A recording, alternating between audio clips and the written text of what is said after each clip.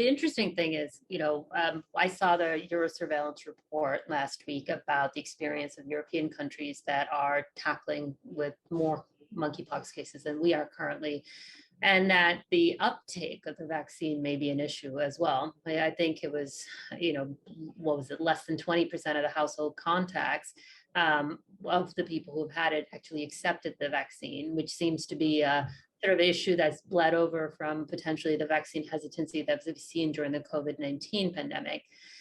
So that seems to be a challenge. The other, I want to circle back to some of the things to be concerned about. I've heard that one of the concerns about continuing transmission is that, as you said, since prior outbreaks saw continued transmission by seeding into animal hosts, right? That the virus, if it transmits long enough, will find potential reservoirs, potential other hosts, animal hosts in this country, and then it might be harder to get rid of. Do you find that that's a valid concern? I think we don't have a real good handle on what species of animals are hosts in the wild. There's clearly some evidence that certain kinds of species of rodents are.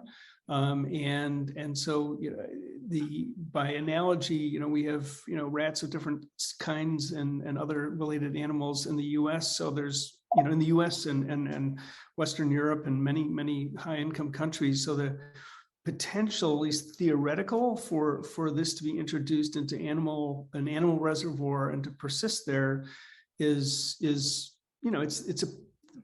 I'd say a small risk. But that would make it a lot more challenging and something that to manage, and we'd have to be attuned to it and be thinking about it, constantly instead of just in the context of this outbreak. Yeah, I agree with David that it is understood that there could be an animal reservoir.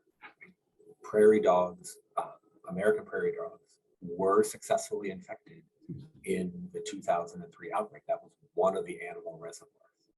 It never got into the wild population.